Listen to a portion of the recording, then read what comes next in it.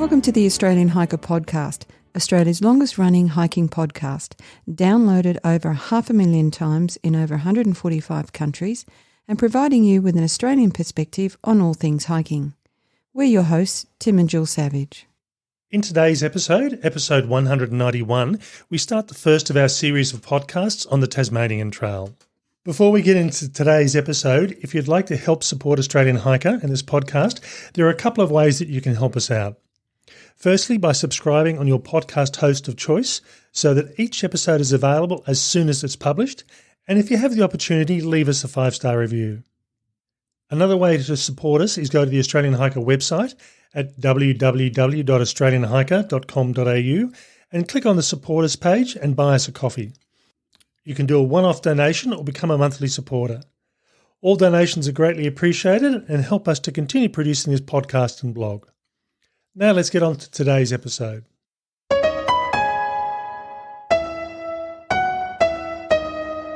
In February of this year, I decided that my long-distance hike for 2021 was going to be the 1,200-kilometre South Australian Hyson Trail.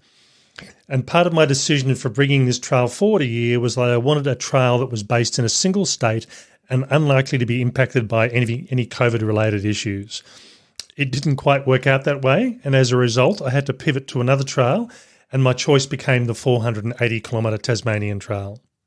In this episode, we discuss the trail itself and my upcoming trip, including my expectations and concerns. Now, just to provide a bit of background to this trail, because this is probably one of the lesser-known long-distance trails in Australia. The Tasmanian Trail is classed as a multi-use trail, and what that means in practicality is that it's designed to cater for walkers, cyclists, and horseback riders. And if you actually look at the logo for this trail, it looks very similar to the Bicentennial National Trail logo. And I think, in all honesty, it was actually meant to be an extension. So once you get to Healesville in Victoria, you can sort of get a ferry across to Tasmania and keep on going down the length of Tasmania just to continue the trip on.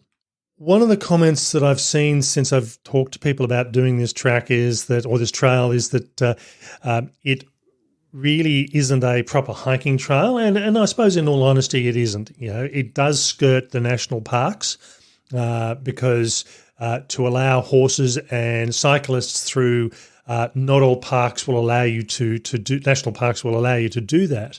So this trail itself does include state forests, state reserves, and it does include a bit of road walking as well, but no national parks. This trail starts in Devonport in the north, and it's basically where the Spirit of Tasmania ferry actually docks. And in the south, it finishes off in Dover, which is around about 80 kilometres approximately south of Hobart. So essentially, the best way to think about this trail is that it runs through the centre of Tasmania, avoiding the most serious of the mountains and wilderness areas in the west, and also the heavily forested areas over towards the east. As mentioned, this trail is 480 kilometres, and it carries through a variety of environments, from temperate forests to alpine plateaus and anything in between. And it does actually go through quite a few towns. So like the Bicentennial Trail, is designed to provide benefit to the local towns and communities. So I think the longest trip between two particular towns is around about 40 kilometres. So there's normally, sometimes the towns are a bit small and not overly large, but it means that you can actually, in most cases, drop into a store, drop into some accommodation that isn't camping, and provide a bit of versatility, particularly if you're thinking about, if you've got horses and you're riding a bike, you may not necessarily want to tent it all the time. So I guess before we get into the trail, I mean, it's been a little bit of a journey to get to this point. So, you're almost ready to head off, but you've been organising a whole range of other things related to the Hyson Trail. How are you feeling about the last minute need to have changed? And for those who are not aware, we've got lots of state border closures at the moment and very little travel between states. I think you originally planned on doing the Hyson Trail because it was end to end within one state. The only problem is getting into that state at the moment. And if you went by road, you'd have to travel through 3 states. Yeah, and I think that's the issue with it is I know there are people that I was talking to from the Friends of the Hyson Trail, Melanie. She was kind enough to have a chat to us in preparation for this trip, and she was supposed to be starting on the same day that I was. Now, the lockdowns in South Australia finish tomorrow. We're recording this on Tuesday night, and the lockdowns finish tomorrow, which means Melanie can continue the trip as planned, on the dates planned, because she lives in South Australia. But being a Canberra resident, we're prohibited from entering South Australia at the moment. And even though I could have potentially given it another week to see what happens, I think the way things are going, we are unlikely, from a Canberra perspective, to be able to freely enter South Australia for at least another 2, if not 3 or 4 weeks. And my work was just not going to allow me to delay the trip for that sort of length of period. So it was a very sharp turnaround. I probably decided to do the Tasmanian Trail probably around about 3 weeks ago. Even as South Australia was heading in towards lockdown, I thought this is not going to happen this year. The good bonus about that is I got the planning done for the Hyson Trail. So hopefully if it's all sitting there waiting to go. I mean, hopefully if I get a chance, I can do it next year, and the planning is pretty much done. So it's not a huge thought process for when I do get back to it. Yeah, and I guess that's probably one of the big points that we keep making through this really crazy period is that, be prepared to change your plan and come up with plan B and plan C and plan whatever you might need just to take advantage of being able to do what you can do when you're able to do it. Now, my reason for looking at the Tasmanian Trail was, from a Canberra resident's point of view, I wanted something, again, which was single state based, that also didn't have major COVID issues, and that was willing to accept people from Canberra into their borders. I think it's just about the only place at the moment. Well, I think we had the option of Northern Territory, or I had the option of Northern Territory, but there wasn't a long distance trail of the distance that I was looking at that was available. I would have really been going off track, and that was something that would have been a much longer term planning process. I just find there's an interesting thing about all of this because touch wood, we haven't had a COVID case in Canberra for many months. It's been over a year.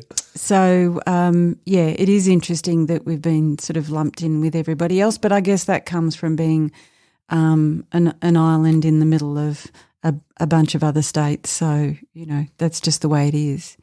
Now, the Tasmanian Trail is a very different type of walking that you've mentioned, and the weather conditions are going to be quite different to what you'd planned for on the Hyson Trail. I must admit, the Tasmanian Trail was always one of the ones on my list, so it wasn't just a random thought. I potentially looked at doing it last year, but it's actually quite a funny sort of trail. And again, with the social media that I've been posting, advising people with what's going on, someone was telling me last year they started it and finished it very quickly because they had 42-degree temperatures, which you don't think about in Tasmania. And parts of the area are prone to fires. So, it's not the sort of trail that you tend to do in December, January, February sort of period, and even mid-November. Having said that, it generally isn't a trail that people think about in wintertime. And in talking to some local Tasmanian walkers, Tasmania tends to get their snow in August and September, just at the time I'm looking at travelling. And sure enough, over the last few days, I looked at I've been following a number of webcams that are scattered either adjacent to or on the trail itself. And we had, I think it was Monday of this week, so yesterday morning, there was a photo of around about 70 centimetres of snow next to one of the lakes that the webcam was located at. And thankfully, by the end of the day, a lot of it had been rained away. And this morning when I went online to have a look, you couldn't even tell it had been snowing. But we are crossing an area which is called the Central Plateau. We'll be getting up to sort of 1,200 metres, and anywhere in Australia you get 1,200 metres in the southern latitudes, snow is a potential issue. And it is a potential issue on the trail I'll be doing it, particularly in the higher regions. So it's lucky that last year we did a bit of snowshoeing, and you know how to do that, and you'll have a pair of snowshoes attached to your pack, not something that you would have needed on the Hyson Trail, and a bit more, I guess, heavier weather gear, so a Gore-Tex jacket rather than a light rain jacket, and, you know, you had to rethink your footwear too. Yeah, I'd planned all my gear. Jill and I regularly release annual multi-day or multi-week gear lists, and we'd only just done that about a month or so ago, or 2 months ago. And pretty much that's what I had set up for the Hyson. It would have worked really well for me. But given that snow was a potential issue, I really had to cater for that. And I'm not just talking about light snow. They do actually say that blizzards are possible. And certainly 4 or 5 days before this podcast goes to air, Tasmanian Parks had actually put in hiking warnings for the Cradle Mountain and Walls of Jerusalem area, which is where the better known Tasmanian hiking trails are. So what that's meant is it's pushed me into changing a number of my gear choices. Instead of having a breathable trail running shoe, which is fine in most conditions, not really the best option for snow.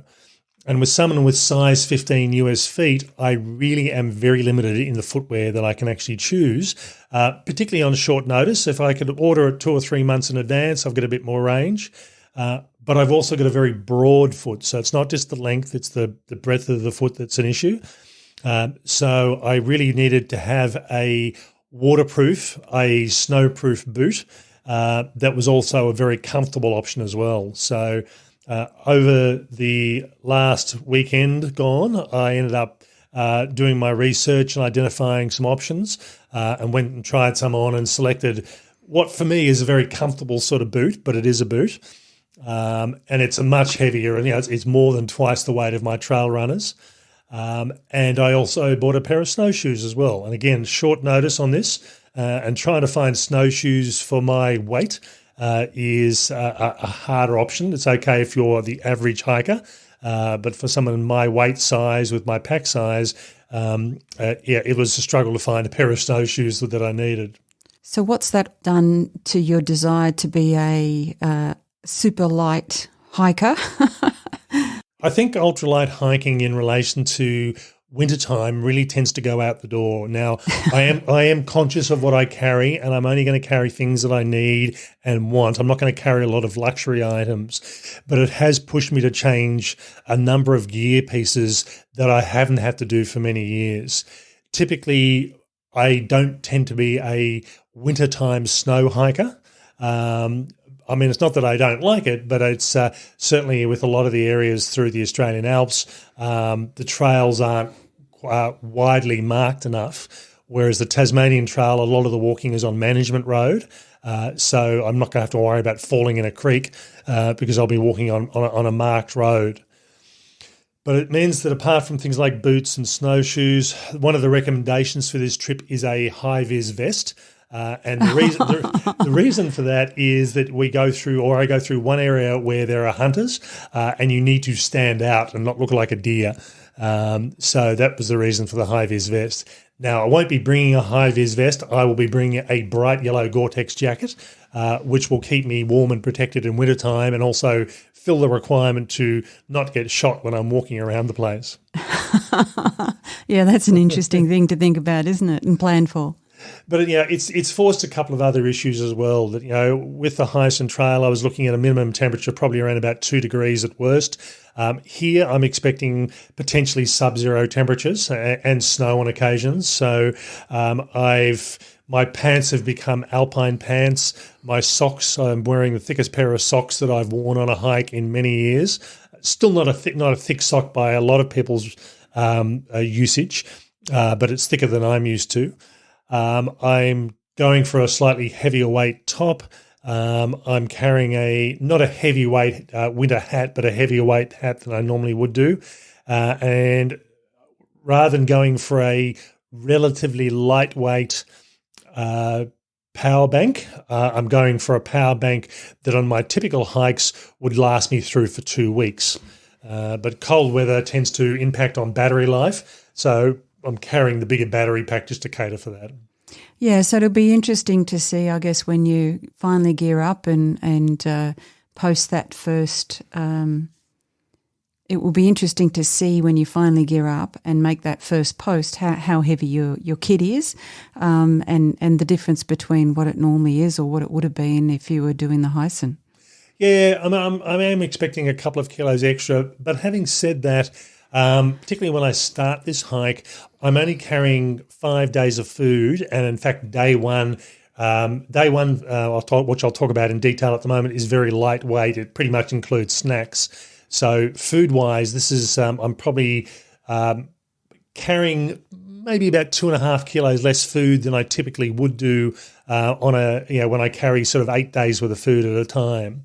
I do make up for that. I've got 2 food drops along the way, and I'll talk about those more in a minute.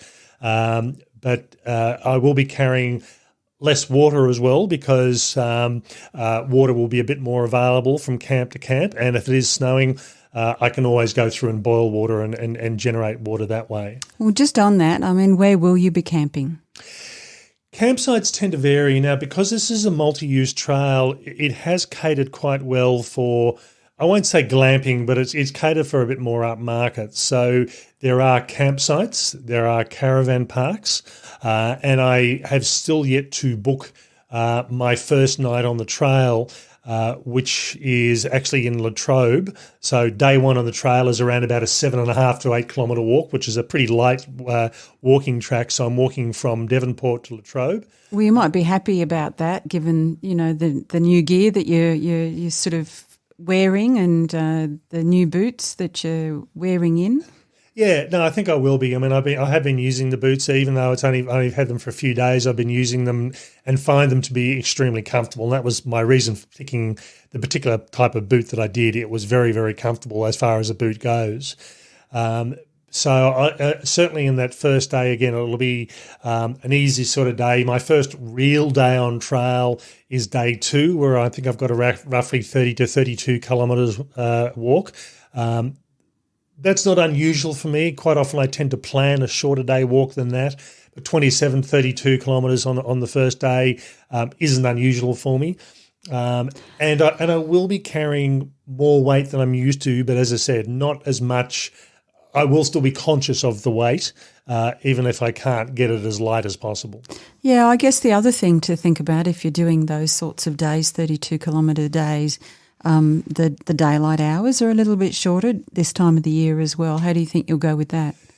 Well, I think it's funnily enough with this trail, I mean, there's nothing stopping you doing this trail south to north or north to south, but the guidebook put out by the Tasmanian Trail Association is actually designed to start at the north and walk south. And in all honesty, this is a bit of a weird one for me because I typically like to walk home, as I've always quoted in the past, and walking home for me means I'll be flying out of Hobart, which is where the flights go. Just while I'm talking about flights, I'll digress here for a moment. Canberra has got direct flights from Canberra to Hobart. My other choice was a 30-hour flight, including an overnight stop in Brisbane via Melbourne, or another flight which again included Brisbane, which is what the major airlines is doing with these close downs. And I'm thinking, well, I may as well just get a direct flight to Hobart, and I will be flying back home from Hobart. So I'm sort of walking back to Hobart.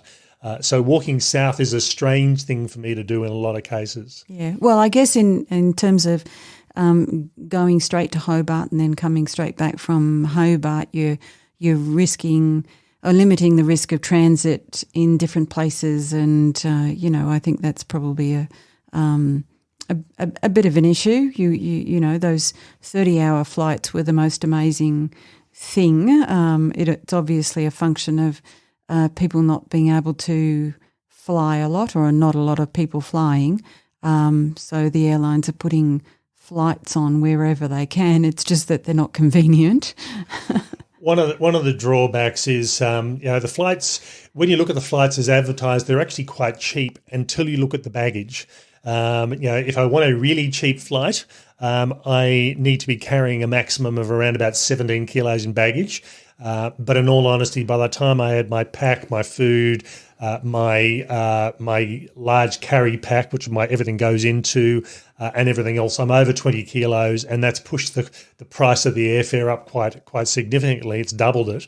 It's still a relatively cheap flight, and it is a direct flight, so I'm willing to cope with that. Going back to the accommodation side of things, as I said, we've got camping sites, we've got caravan parks.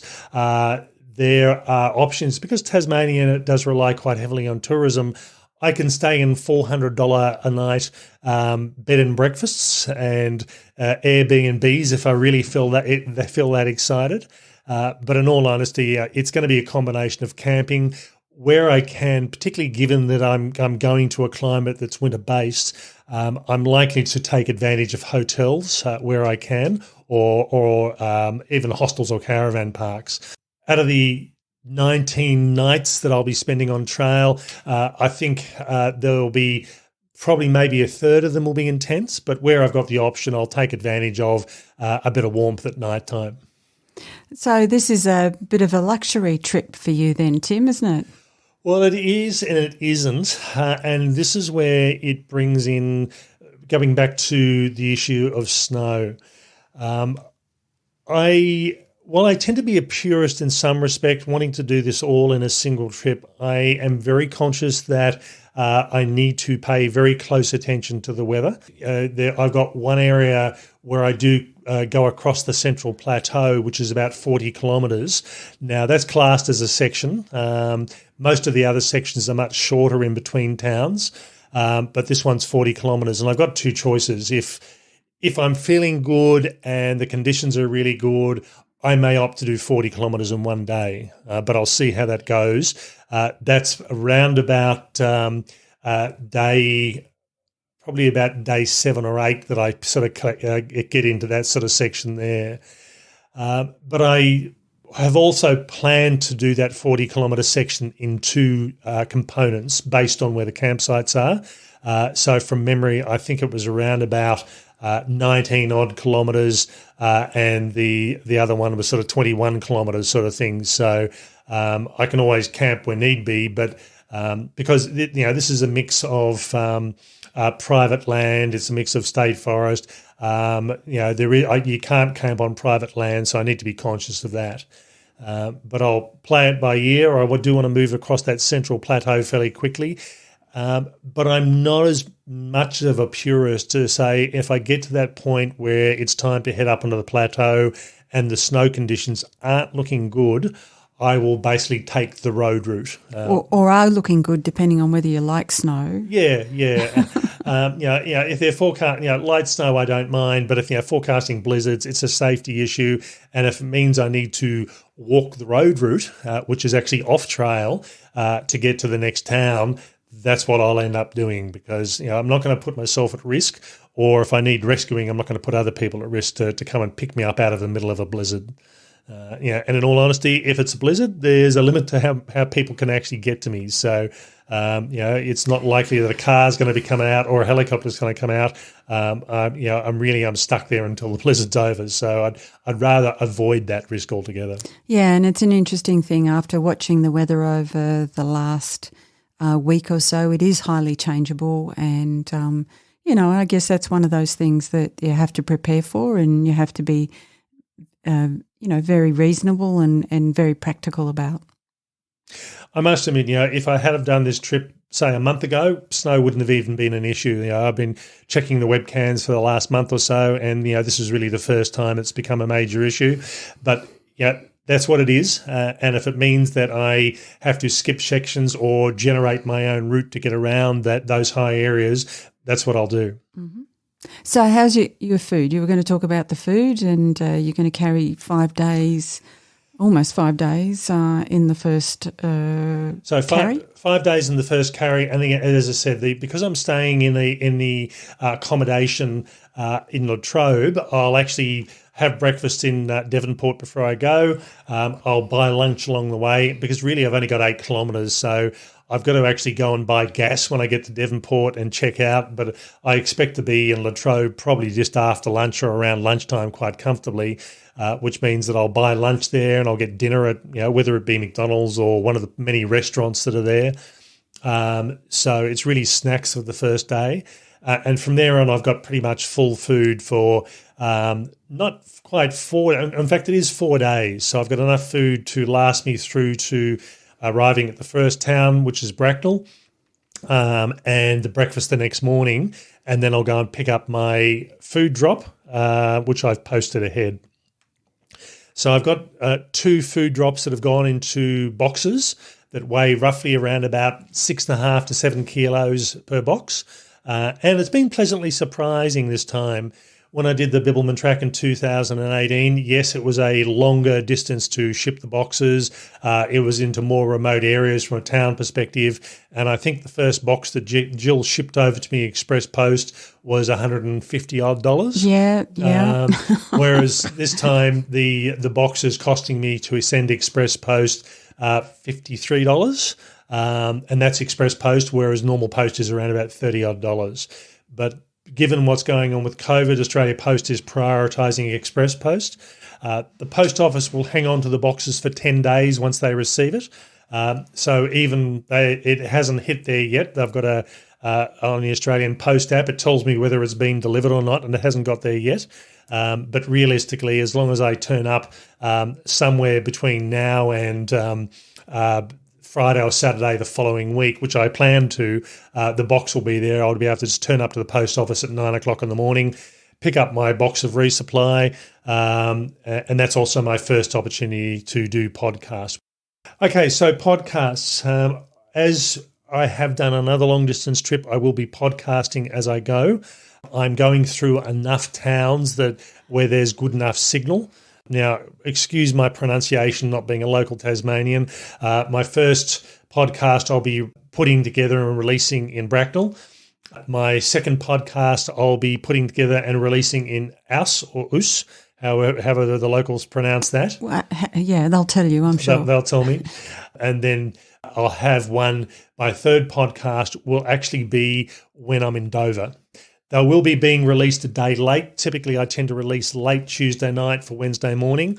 The first 2 podcasts, if all things go to plan, I'll be releasing those sometime during Wednesday. And the last podcast will be released on the Thursday or possibly Friday, depending on how I'm going time-wise. If I end up taking a couple of extra days, I've got enough resources and enough time to take extra time if I'm not moving as quickly as I thought I would be. Okay, so as I've done in the past, I do use a Garmin InReach. That's my emergency beacon. It's also my GPS.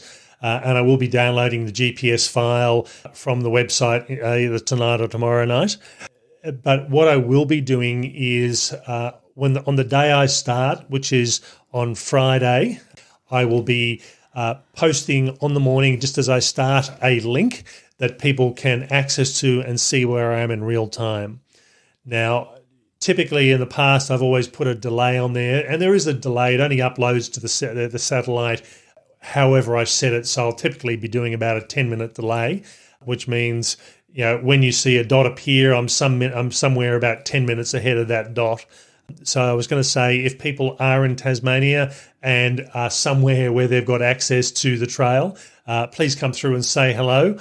I don't know whether I'm likely to see any other walkers on the trail. I'm expecting probably not, but who knows? There'll be people walking in their local towns, even if it's just over the weekend. So I'm expecting to come across people there.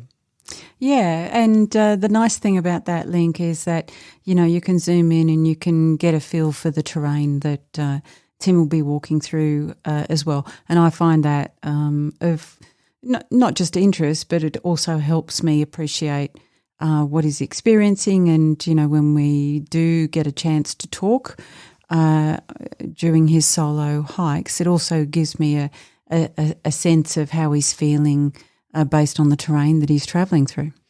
Now, the map that they use as the base, it's not a live map. It's the map that's been done in summertime. So it may be snowing, but it won't show up on the map that way. But at least it will show. I think Jill was saying when she did use this on the Bibbulmun, she could zoom into around about 10 metres above ground and get an idea whether it was hilly or bushy or open grassy plain. Yeah, that's right. So it makes a bit of a difference there.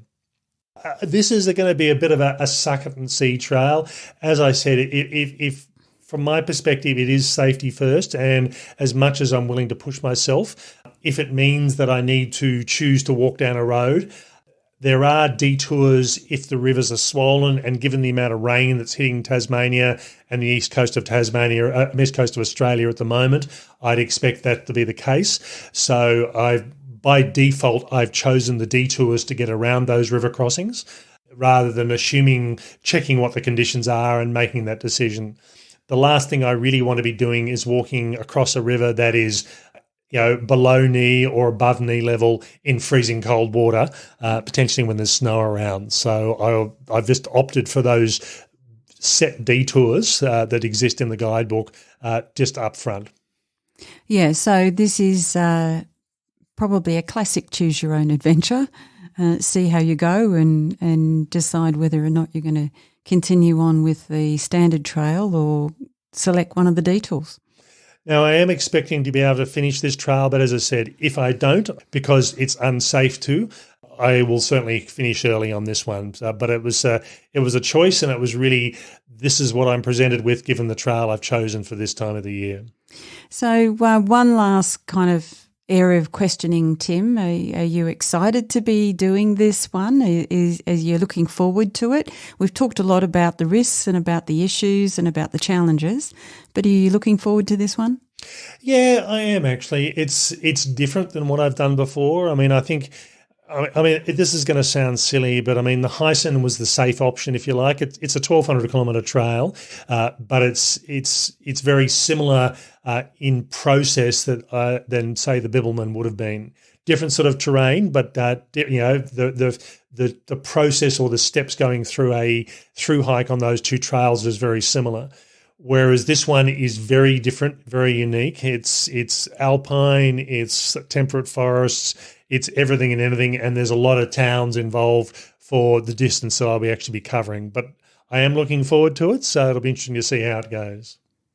Okay, we'll be looking forward to hearing how you're going.